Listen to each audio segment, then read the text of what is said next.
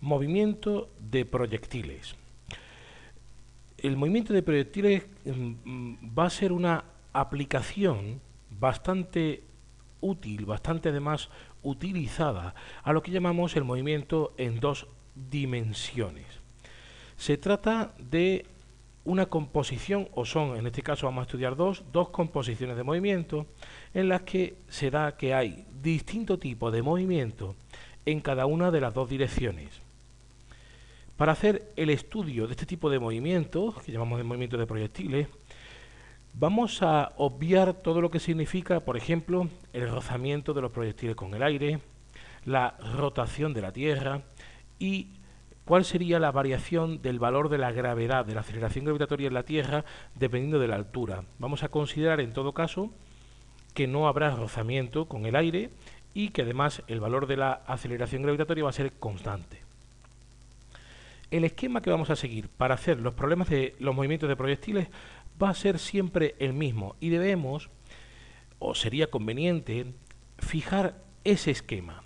De esta forma os propongo una serie de pasos que, siguiéndolos, cualquier problema de movimiento de proyectiles que nos plantearan, seríamos capaces de resolverlo. Habrá problemas en los que el mecanismo, el esquema, se haga pesado porque son problemas más simples, y otros problemas más complejos en los cuales el esquema será una perfecta guía para llegar a la solución final. Lo ideal es que cuando uno comienza a hacer este tipo de problemas vaya siguiendo un método y a medida que va cogiendo más confianza y va ganando en soltura, pues ir pudiendo suprimir algunos pasos del esquema según vea cada una de las situaciones. Los pasos que vamos a dar van a ser los siguientes. En primer lugar vamos a hacer un esquema, es decir, vamos a dibujar lo que nos cuentan en el enunciado del problema. Y en ese esquema debe quedarnos claro primero la situación que nos describe el enunciado y después vamos a poner los datos que nos dé el enunciado. Además, vamos a dibujar los vectores de todas las magnitudes vectoriales que estén presentes, por ejemplo, velocidades y aceleraciones. El segundo punto del esquema va a ser que vamos a tomar una referencia. Diremos, bueno, pues en nuestra situación aquí vamos a tomar la referencia. Y a partir de ese valor de la referencia vamos a definir los valores iniciales, como la posición o la velocidad de nuestro problema. También, y esto es muy importante, vamos a definir el criterio de signos que vamos a seguir durante todo el problema. Es decir, podremos poner el criterio de signos que queramos, pero una vez fijado durante todo el problema vamos a tener que seguir el mismo criterio de signos. El tercer paso sería plantear las ecuaciones que rigen los movimientos en cada una de las direcciones del espacio y ir imponiendo condiciones para que nos vaya permitiendo el cálculo de las variables que necesitemos saber para poder llegar a resolver el problema.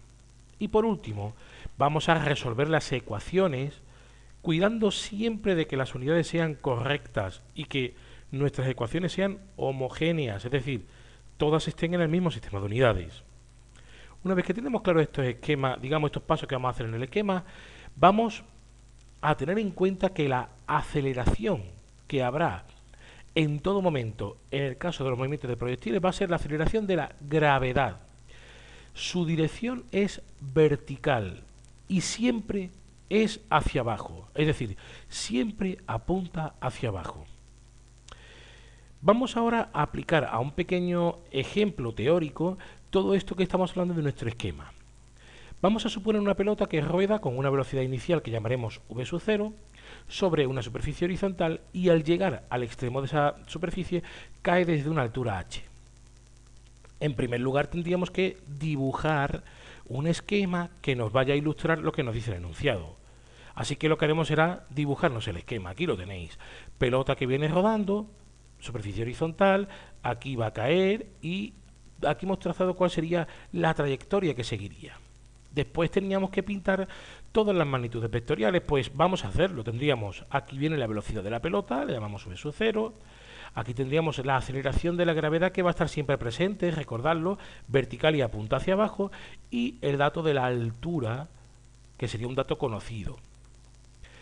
Lo siguiente que vamos a hacer sería tomar una referencia y un criterio de signos. Fijaos que la referencia la voy a tomar aquí arriba. Es decir, yo puedo jugar a tomar la referencia donde yo quiera. En este ejemplo que estamos haciendo, vamos a tomar la referencia justo el punto en el cual la pelota abandona la superficie horizontal para caer. Y el criterio de signos que vamos a establecer sería que hacia arriba en vertical es positivo y hacia la derecha en horizontal es positivo. Las flechas apuntan a positivo. Así que tendríamos hacia arriba positivo y hacia la derecha positivo. Teniendo en cuenta nuestra referencia y nuestro criterio de signos, lo siguiente que vamos a hacer sería plantear las ecuaciones, ¿no? Bien, el criterio de signos, como hemos dicho, puede ser el que queramos, pero no lo vamos a poder variar durante el problema.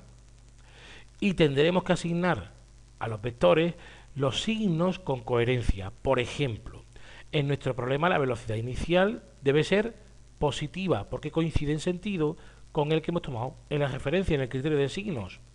Mientras que la aceleración de la gravedad en nuestro problema será negativa, porque va en sentido contrario a lo que hemos considerado positivo. Y esto va a ser muy importante. Por último, en este caso, como decimos, la velocidad será positiva y la aceleración ha de ser negativa. La posición de la pelota será, por lo tanto, por ejemplo, negativa en cualquier instante cuando lo tomemos en el eje Y, es decir, en la vertical, siempre la pelota, cuando va describiendo esta trayectoria, siempre va por debajo de nuestro punto de referencia. Así que siempre nos saldría la posición en el eje Y negativa. Y esto no debemos nunca de olvidarlo. Dependiendo de cómo tomemos el criterio de signos y donde tomemos la referencia, nos podrán salir valores positivos o negativos que nos van a decir si coinciden o no con nuestro criterio de signos.